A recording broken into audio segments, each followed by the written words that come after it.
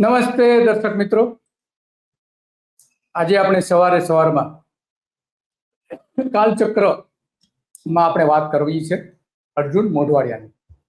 કાલચક્ર જ્યારે ફરતું હોય છે ત્યારે માણસ પણ નીતિ અને સિદ્ધાંતો બદલી નાખતા હોય છે. એવા કિસ્સાઓ રાજકારણમાં ઘણી બધી જોવા મળે, કારણ કે સત્તા મેળવવા માટે આ બધું થતું હોય છે. અર્જુન મોઢવાડિયાએ પણ સત્તા મેળવવા માટે પોતાના નીતિ બાજુ પર મૂકીને હવે બે મોઢાની વાતો કરવા લાગ્યા છે. આ અંગે કેટલીક વિધાનસભામાં ચર્ચા થઈ હતી અને એમાં ખાસ કરીને એ એટલા માટે વાત કરવી છે આજે કે ગુજરાત વિધાનસભામાં સીએજીના અહેવાલ અંગે એક પ્રશ્ન પૂછવામાં આવ્યો હતો જામનગરના એક ધારાસભ્ય કે જ્યાં એક મોટી કંપની આવેલી છે એ વિસ્તારમાંથી ગુજરાત સરકાર દ્વારા કચ્છમાં જંગલના ખોટા વર્ગીકરણને કારણે 2008-9માં ગૌતમ અદાણીના Mundra port and special economic ઝોનને 58.64 કરોડ રૂપિયાનો ફાયદો નરેન્દ્ર મોદીની સરકારે કરાયો હતો એવો આરોપ સીએજીના આધારે મૂકવામાં આવ્યો હતો અને એનો પ્રશ્ન પણ પૂછવામાં આવ્યો હતો. દોસ્તો, 1 મિનિટનો તમારો સમય લેવા માંગુ છું. આપણે આગળ વધીએ કાર્યક્રમમાં એના પહેલા એક અપીલ કરવા માંગુ છું.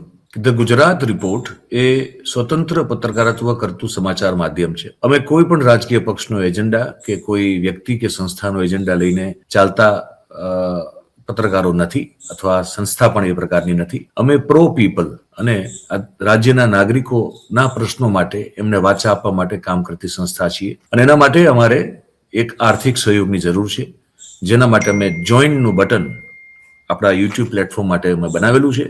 આપ સૌને એક વિનંતી છે કે અમારા આ સ્વતંત્ર પત્રકારત્વને આર્થિક સહયોગ આપવા માટે એ જોઈનનું બટન દબાવો અને અમને આર્થિક મદદ આપના તરફથી શક્ય હોય એટલી પહોંચાડવાનો પ્રયાસ કરશો તો અમને આનંદ થશે. Thank you very much. હવે આપણે આગળનો કાર્યક્રમ જે છે એ જોઈએ. કારણ કે આ જે જમીન હતી મુન્દ્રાની લગભગ 1840 હેક્ટર અને ધ્રબ ગામ જે ત્યાં મુન્દ્રાની બાજુમાં જ આવેલું છે એની 168.42 હેક્ટર જમીન જંગલની જમીન હતી.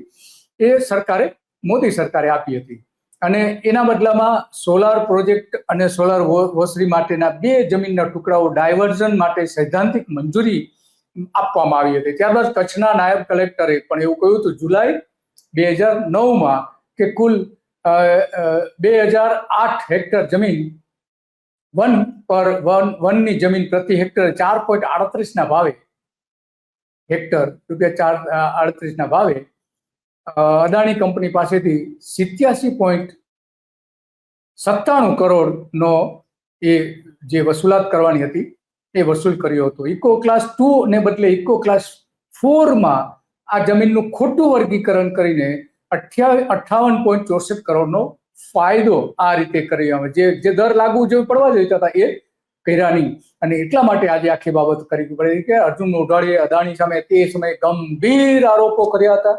ગંભીર પત્રકાર પરિષદો બોલાવી હતી, લેખિતમાં સ્ટેટમેન્ટ કર્યા હતા, પુરાવાઓ પણ આપ્યા હતા. હવે આ અર્જુનભાઈ બદલાઈ ગયા છે અને હવે બે મોઢાની વાતો કરવા લાગ્યા છે. 2012માં મુખ્યપ્રધાન નરેન્દ્ર મોદી સામે ભ્રષ્ટાચારની તપાસ માટે નિયુક્ત કરેલા જસ્ટિસ MB શાહ કમિશન જે હતું એની સમક્ષ કેટલીક સામાજિક સંસ્થાઓએ દસ્તાવેજોનું બધું આપેલું હતું અને મોદીએ 6 કરોડ ચોરસ મીટર જમીન પાણીના ભાવે આપી દીધી હોવાના આરોપ હતા અને મોદીએ 15 જેટલા મુદ્દે ભ્રષ્ટાચાર કર્યાનો આરોપ કોંગ્રેસે પણ કર્યો હતો. એ સમયે કોંગ્રેસની સાથે જે નેતાઓ ગયા હતા રાજ્યપાલને મળવા અને રાષ્ટ્રપતિને મળવા માટે, તો અર્જુન મોઢવાડિયા પણ એમની સાથે હતા અને એ ઉપરાંત એમણે પણ ઘણા બધા આ રીતના આક્ષેપો કર્યા હતા. કારણ કે 6 કરોડ ચોરસ મીટર જમીન 1 રૂપિયાથી લઈને 32 રૂપિયામાં આપી દીધી હોવાની અર્જુન મોઢવાડિયાએ વારંવાર વાત કરી હતી કે અદાણીને જે આટલા મોટા પ્રમાણમાં જમીન નરેન્દ્ર મોદીએ કેમ આપી, આવા પ્રશ્નો પણ ઉભા કર્યા. આજે એ જ અર્જુન મોઢવાડિયા નરેન્દ્ર મોદીના વખાણ કરે છે. 2 લાઈન બોલે એમાં 1 લાઈન નરેન્દ્ર મોદીની બોલવી પડે છે એમને. તો આ વાત આજે વિધાનસભામાં જે થઈ હતી એની વાત આપણે કરવી છે. વાત એટલા માટે કરવી પડે છે કે અદાણી માટે મોઢવાડિયાના જે 2 બોલ બની ગયા છે એ કેવા છે એ આપણે જોઈએ. પોર્ટ ઉપર જે જમીનો ફાળવવામાં આવી હતી ત્યાં ચેરના વૃક્ષો હતા, એટલા એના માટે થઈ અને ત્યાં ઇકો ઝોન 2 પ્રમાણે એની પાસેથી હેતુફેરની રકમ વસૂલવાની થતી હતી, પરંતુ ખોટી આકારણીના કારણે ત્યાં ઇકો ક્લાસ 4 પ્રમાણે રકમ વસૂલવાની હતી. તો આ બાકી રકમ વસૂલવા માગો છો કોઈ કેમ? અને જે આ ખોટી આકારણી કરનાર કોઈ અધિકારી છે એમની વિરુદ્ધ કોઈ પગલાં લેવા માગો છો કે? તો આ પ્રશ્નના જવાબમાં આપણા વન અને પર્યાવરણ પ્રધાન અર્જુન મોઢવાડિયા શું જવાબ આપે છે એ પણ સાંભળીએ. અને જે ક્લાસ 2 અને ક્લાસ 4ની જે ક્લાસિફિકેશન છે એમાં કોઈ ફરક થયેલો નથી. અને બીજું માનની સભ્યશ્રીને કહું કે જે કોઈ આવી ઘટના હોય એ તમારા ધ્યાનમાં હોય તો જરૂરથી મને કહેજો, એના માટે ઉચિત કાર્યવાહી કરવામાં આવશે. અને જ્યાં સુધી આ જે ફોરેસ્ટ કન્ઝર્વેશન એક્ટ લાગુ પડે છે અને જે નેટ પ્રેઝન્ટ વેલ્યુ જે આપણે કલેક્ટ કરવાની આવે છે એ ભારત સરકારની મંજૂરીથી કરવામાં આવે છે અને સુપ્રીમ કોર્ટના 2022ના ચુકાદા પ્રમાણે કરવામાં આવે છે. એટલે આવો કોઈ પ્રશ્ન ઉપસ્થિત થતો નથી. આમ કરીને અદાણીનો બચાવ પણ કર્યો એમણે, અને એટલા માટે આપણે આજે વાત કરવી પડે છે. અને આના જવાબમાં કચ્છના જે આગેવાન જે છે સંજય બાપટ, એણે કેટલાક ગંભીર આરોપ મૂક્યા એ પણ સાંભળીએ. જમીન બાબતે અને ચેરિયાના નિકંદન કરી અને એનપીવીની જે ઓછી રકમ વસૂલવાની બાબત છે એ બાબતે અર્જુન મોઢવાડિયા મંત્રીશ્રીએ જવાબ આપ્યો કે તમામ વસ્તુ અમારી રાબેતા મુજબ છે. શોર્ટની અંદર એના જવાબ આપીએ તો સીએજી કેગ રિપોર્ટ 2014-15 દ્વારા અહેવાલ આવેલો છે કે 58.64 કરોડ રૂપિયાની ઓછી વસૂલાત અદાણી પોર્ટ પાસેથી એનપીવીની લેવામાં આવી છે. તો શું રિપોર્ટ સીએજીનો રિપોર્ટ ખોટો છે? સાથે સાથે વન વિભાગ દ્વારા પણ 5.34 કરોડ રૂપિયાની એમને ઓછી વસૂલાતની નોટિસો આપવામાં આવેલી છે. અને ત્યારબાદ અદાણીએ પોતે ઓછી વસૂલાત થઈ હોય તો વધારાની જે વસૂલાતો કરવામાં થતી હોય તો એ બાબતે એમના દ્વારા પણ એમને બાંહેધરીઓ આપવામાં આવેલી છે. તો અદાણી, વન વિભાગ અને સીએજી રિપોર્ટ આ શું તમામ ખોટા છે? તો આ ખોટા છે એવો પ્રશ્ન ઉભો કરી રહ્યા છે. કારણ કે આપણે જાણીએ છીએ કે આખી જે ઘટનાઓ જે બને છે એક પછી એક, એમાં રાજનેતાઓ કેવા બદલાતા જાય. તો એનું એક ઉત્તમ ઉદાહરણ આપણા અર્જુનભાઈ છે, જોઈ શકીએ છીએ અર્જુનભાઈને. અને આ રીતે શપથવિધિ સમારંભ પણ એમને રાતોરાત પ્રધાન પણ બની ગયા હતા. કોંગ્રેસ છોડીને ભાજપમાં ગયા. મોદીના એકદમ નજીક અત્યારે માનવામાં આવે છે. આ 3 દિવસ પહેલાનો ફોટોગ્રાફ છે સાણંદમાં, ત્યારે મોદી પણ એમને. એક પરફેક્ટ ઘરનું સપનું એને સાકાર કરશે કોણ? Shrinathji group of companies. 10 વર્ષ પહેલા દક્ષેશ સ્ટાર્ટેડ હિઝ જર્ની એક સિમ્પલ ડ્રીમથી. બધાનું ડ્રીમ હોમ બનાવવાનું સપનું, એ પણ અફોર્ડેબલ પ્રાઇસમાં. 2015થી હજારો ફેમિલીઝનું સપનું પૂરું કર્યું છે. તો તમે કેમ પાછળ રહી જાઓ? આજે જ મુલાકાત લો શ્રીનાથજી સામ્રાજ્ય અને સ્વસ્તિક પાર્કની અને તમારા સપનાને એડ્રેસ આપો.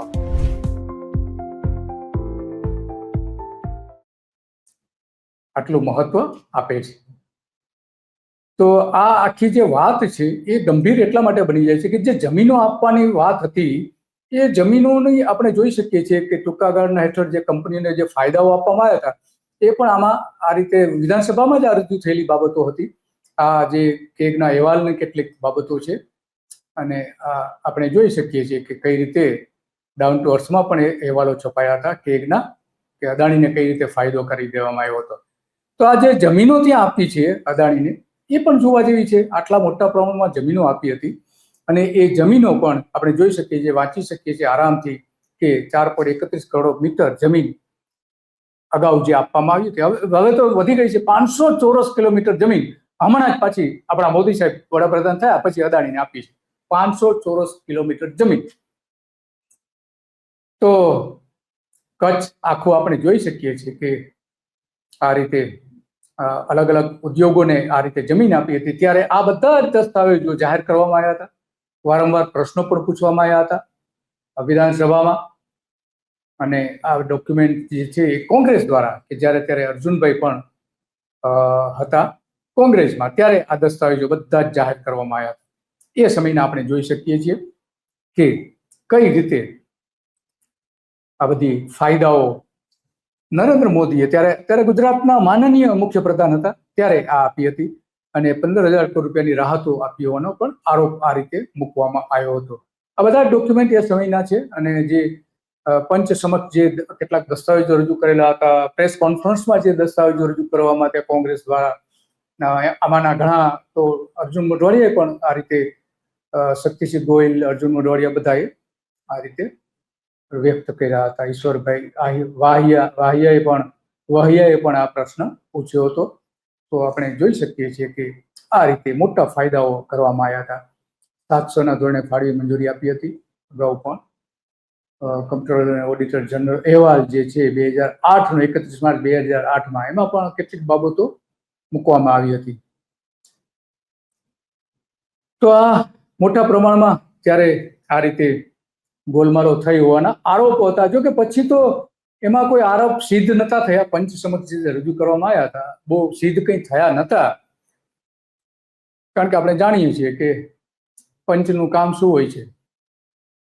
પણ એટલું થયું હતું, આજે રાષ્ટ્રપતિને જે આખા જોઈ શકાય છે અર્જુનભાઈ મોઢવાડિયાના હાથમાં આ તમામ દસ્તાવેજો, આ તો ઓછા દસ્તાવેજો છે, એ સમયે જે દસ્તાવેજો આપેલા હતા એ આપણે જોઈ શકીએ છીએ અર્જુનભાઈના હાથમાં. રાષ્ટ્રપતિને એ ને શક્તિસિંહ ગોયલ મળવા ગયા અને રજૂઆત કરી કે ભાઈ નરેન્દ્ર મોદી સામે પગલાં ભરો. તો આ રજૂઆત એ કરી હતી, આપણે જોઈ શકીએ છીએ કે એમણે અર્જુનભાઈએ રજૂઆતો કરી હતી રાષ્ટ્રપતિને. આ તમામ જમીનો અલગ અલગ ઉદ્યોગોને, અદાણી સહિત અલગ અલગ ઉદ્યોગોને જમીન આપી હતી અને આ બધા જ દસ્તાવેજો એ સમયે ગ્યાસુદ્દીન શેખે પણ પ્રશ્ન પૂછ્યા હતા. ભાજપના નેતાઓની કંપનીને કચ્છમાં જમીન આપી હોવાનો પણ આરોપ કોંગ્રેસ દ્વારા મૂકવામાં આવ્યો હતો. મીઠું અને કેમિકલ માટે કંપનીને ફાળવેલી જમીન અંગે પ્રશ્નો પણ પૂછાયા હતા. તો આવા તો આરોપો અનેક વખત મૂકવામાં આવ્યા છે કોંગ્રેસ દરમિયાન અર્જુન મોઢવાડિયા દ્વારા. હવે એ અત્યારે મોદીનો બચાવ કરે છે, ભાજપનો બચાવ કરે છે અને સરકારનો પણ બચાવ કરે છે. એને તો કરે જ છે, પણ અદાણીનો પણ બચાવ કરતા હોવાના અગાઉ ઘણા બધા નિવેદનો પણ એમને આવેલા છે આની પહેલા. તો પ્રધાન બનવા માટે આ બધું કરવું પડે એવું જ થયું ને, એનો મતલબ જ એ થયો. અને એટલા માટે આ બધી જ બાબતો આજે કરવી પડે છે કે અર્જુનભાઈના જે બે બોલ હતા એ બદલાઈ ગયા છે.